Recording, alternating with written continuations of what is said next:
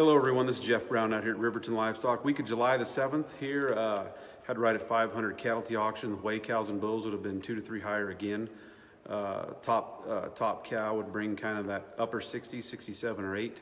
But the bulk of the cows kind of 61, 2 or 3. And those bulls would kind of sell either side of 90, with a top bull bringing 96 out here this week. Those stocker steers and heifers, I just had a light offering of those, but sell some 550 pound steers. Kind of a ring full of them for 155, and those heifer mates would bring in the high 30s, kind of weighing 530 or 40. Little light yearlings, again, showing up here just due to dry conditions. And not seeing lots of those yearling cattle move yet, but a few. You know, it's been kind of in the upper 90s out here and the wind blowing and dry conditions hanging on here around central Wyoming. So thought it was interesting this week. You know, I said again, our top bull bringing 96 bucks. And you get down there in fat cattle country and $95 buying a lot of cattle around the country this week, guys, with $1 live cattle board.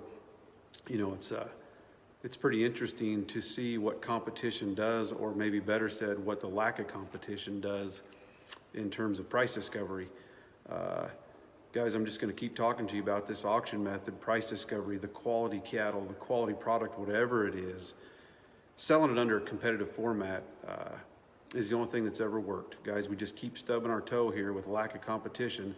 And now we see that Pat Roberts has come out, the Kansas Senator, the Ag Committee Chairman, against the 5014. I don't know why.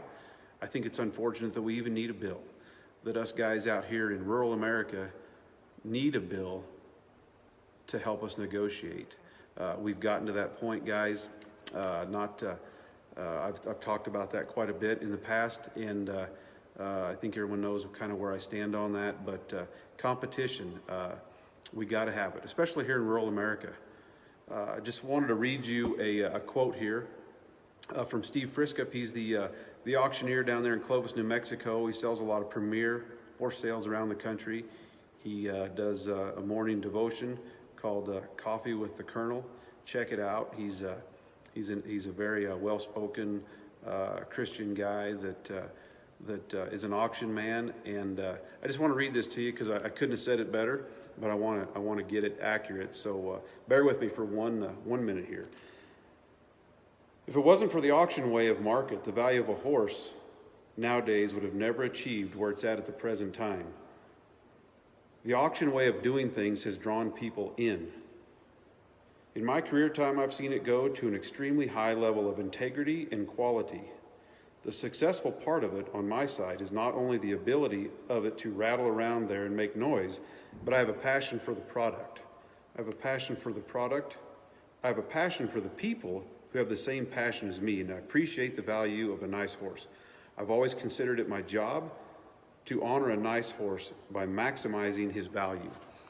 Well, you could put bred cow in there, yearling, stocker cattle, whatever, but all of us guys who have a passion about competition and a passion about the auction way of marketing can really relate to that statement by Mr. Friskup.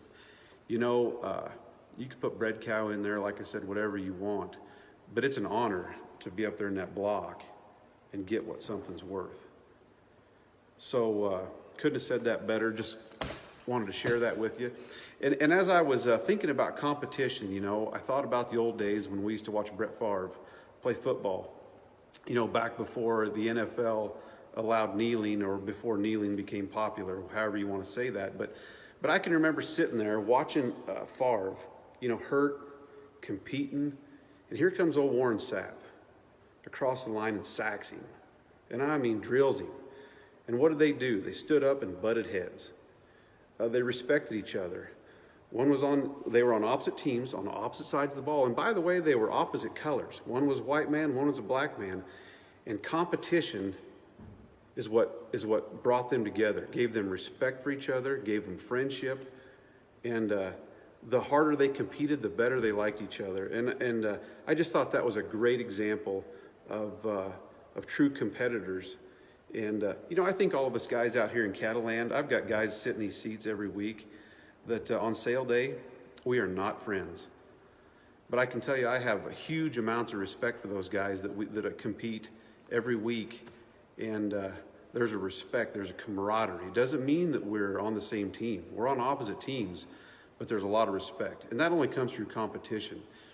And guys, just think about that. Just wanted to share that with you. Competition. We're losing it down here in fat cattle land. Look what's going on down there. Top bulls this week out selling the fat cattle.